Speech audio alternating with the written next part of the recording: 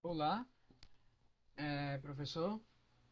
Somos a equipe de Hélio, Raul e Lutson e vamos apresentar um pitch sobre problemas clássicos de coordenação, tópico do livro de sistemas operacionais.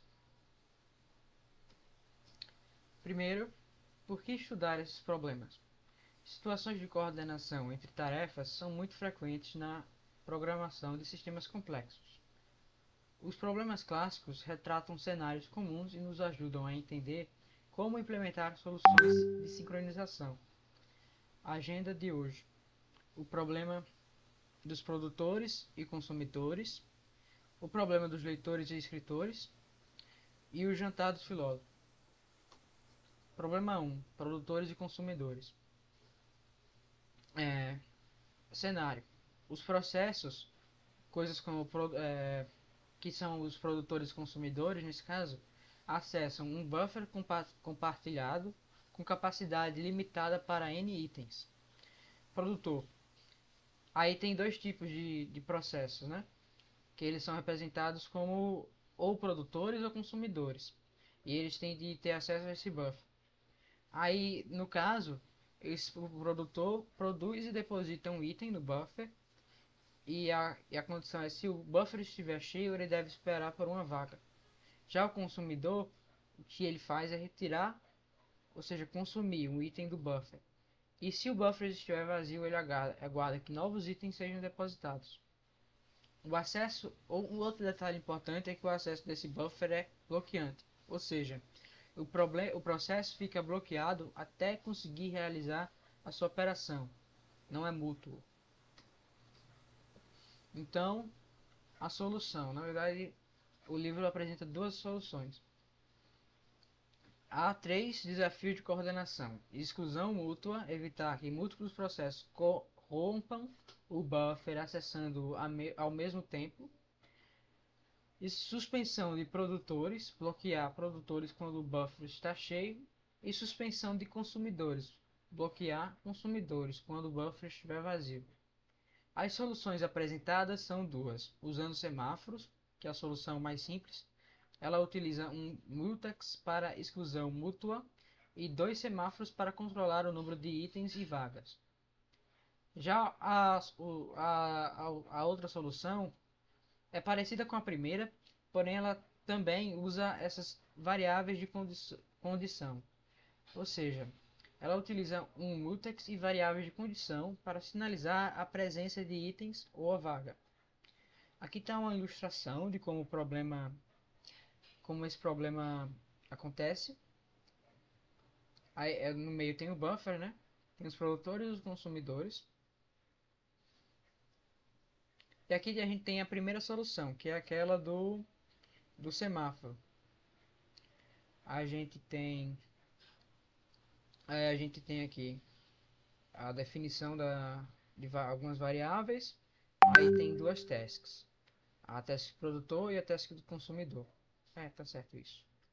Aí, como a gente pode ver aqui, né? Aí uma subtask aqui de liberar o acesso ao buffer que indica a presença de um novo item.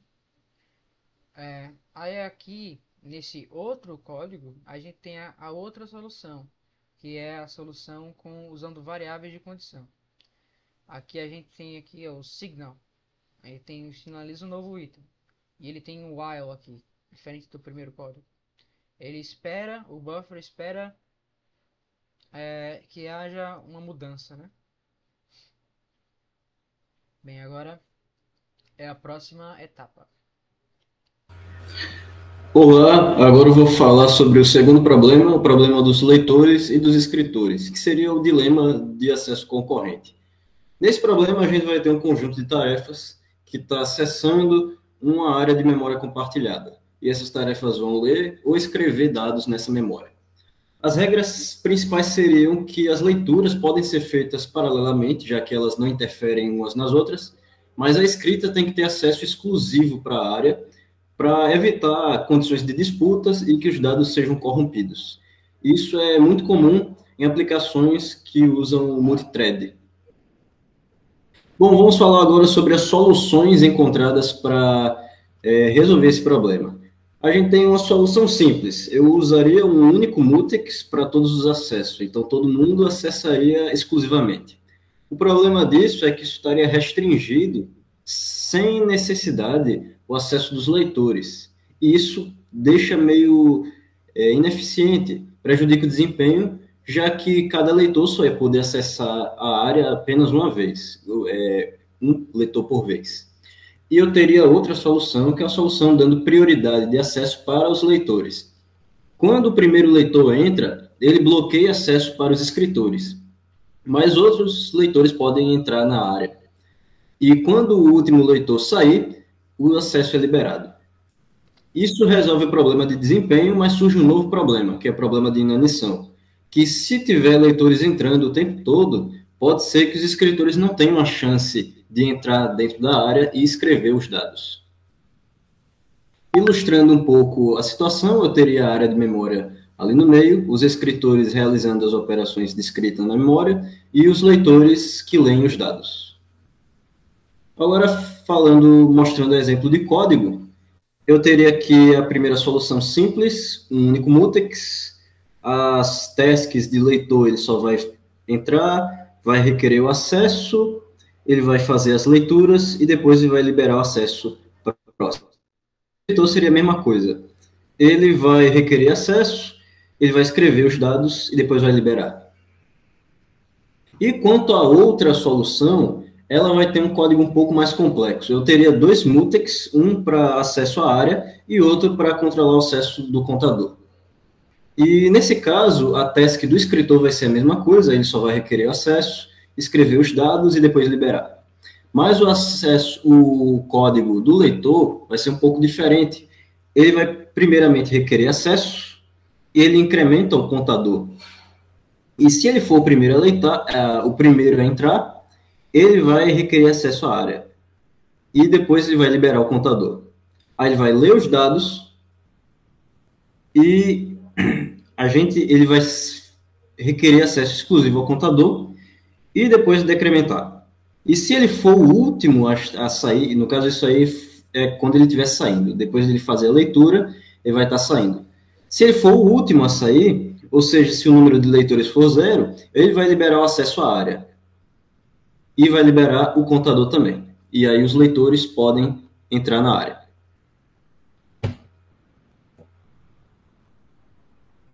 Bom, eu vou apresentar agora o problema O Jantar dos Filósofos, que é um problema clássico de alocação de recursos, onde o cenário é 5 filósofos em uma mesa redonda que alterna entre meditar e comer.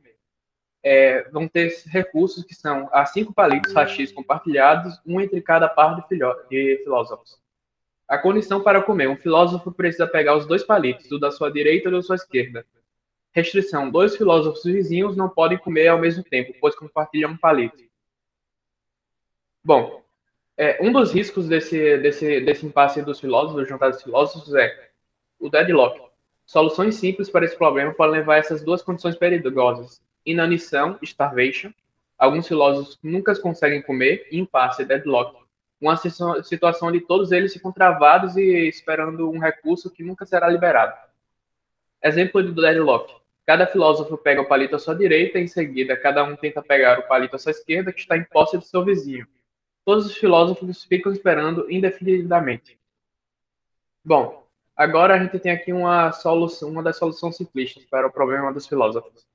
Que nós vamos ter a task filósofo, que vai receber o filósofo entre 0 e 4, e nós vamos receber a direita e a esquerda desse filósofo. Enquanto for verdadeiro nesse while, o filósofo vai meditar e vai pegar o palito da direita, pega o palito da esquerda e come. E depois ele devolve o palito da esquerda e depois da direita e da esquerda. O livro mostra também essa outra solução, que ele adiciona um saleiro. Nesse caso aqui, o filósofo vai meditar, vai pegar o saleiro, depois vai pegar o hashi da direita e o da esquerda, e devolve o saleiro, come e devolve os palitos. Nesse caso aqui, o livro fala que a solução do saleiro serializa o acesso aos palitos, e por isso tem um baixo desempenho. Agora aqui nós temos a imagem do jantar dos filósofos para ilustrar. Eles ficariam dessa forma na mesa, com os rachis à direita e à esquerda. E o livro também apresenta outras variações e problemas dos que foram mostrados aqui. No caso, ele tem esse problema, o jantar dos selvagens, que é uma variação do problema dos produtores e consumidores. Envolve uma tribo onde um cozinheiro e um caldeirão com N porções. O cozinheiro, o produtor, é acordado por um selvagem consumidor quando o caldeirão, que é o buffer, está vazio. Também tem esses outros problemas aqui do livro, o problema dos fumantes e do barbeiro Dominion. A gente vai mostrar agora um exemplo do código para o jantar de selvagens, que é bem parecido com o do produtores consumidores lá, que o cozinheiro vai encher o caldeirão e vai dormir. O selvagem vai servir e comer. Nós temos aqui essa outra versão do código, que é mais detalhadazinha, onde mostra que vai ter essas porções do caldeirão.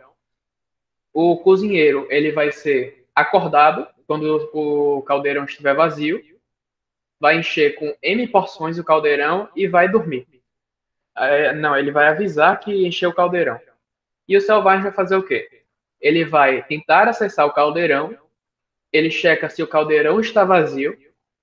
Se tiver vazio o caldeirão, ele acorda o cozinheiro e avisa que está vazio, espera ficar cheio de novo, ele vai tirar essa porção do caldeirão e vai liberar o caldeirão e comer. Bom, a conclusão e as principais lições. Os problemas clássicos são modelos para desafios e concorrência do mundo real em sistemas de software. Eles modelam esses problemas.